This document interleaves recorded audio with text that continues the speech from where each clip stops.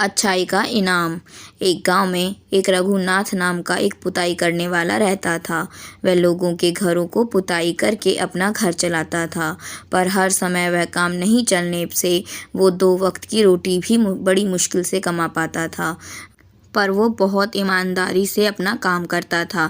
एक बार गांव के ज़मींदार ने उसको अपने घर बुलाया और उससे कहा कि वह उसकी नाव की पुताई कर दे। तो वह बोला, जी मालिक, ज़रूर कर देंगे। तो ज़मींदार ने उससे उसका मेहनताना पूछा। उसने कहा, वैसे तो इस काम के 2000 रुपये लगते हैं, पर आपको जो ठीक लगे वो दे देना। ज़मींदार बोला, ठीक है, 2000 रुपये मिल जाएंगे तुम्हें, कल आकर अपना काम कर देना। फिर रघुनाथ दूसरे दिन नाव की पुताई करने आ जाता है तो वह देखता है क्या कि नाव के बीच में तो बहुत बड़ा छेद हो रहा है। तो वो पहले उसको अच्छे से भर देता है, फिर उस नाव की पुताई करता है और काम ख़त्म हो जाने के बाद वह ज़मींदार के घर पहुंचता है। वह ज़मींदार को बोलता है कि उसमें नाव की पुताई कर दी है, आप चलकर देख लीजिए। तो ज़मींदार उसके साथ नाव देखने आता है।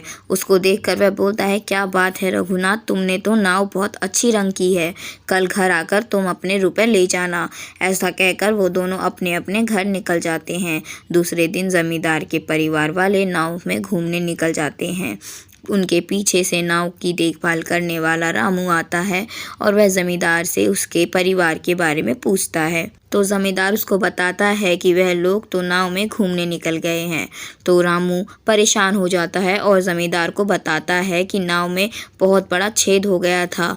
यह बात सुनकर ज़मींदार भी चिंता में डूब जाता है। तभी देखता क्या है कि उसके परिवार वाले घूमकर वापस आ रहे होते हैं। तो वह उन्हें सकुशल देखकर बहुत प्रसन्न होता है और रघुनाथ अपने काम के रुपए लेने ज़मींदार के पास आ जाता है। ज़मींदार उसको रुपए देता है और रघुनाथ उन्हें गिनकर बोलता है कि यह रुपए तो ज़्यादा हैं, हमारी तो 2000 रुपये की बात हुई थी, यह तो 8000 हैं। तो ज़मींदार उसको बोलता है, यह तुम्हारी अच्छाई का इनाम है। तो रघुनाथ उसे पूछता है कि उसने क्या किया है।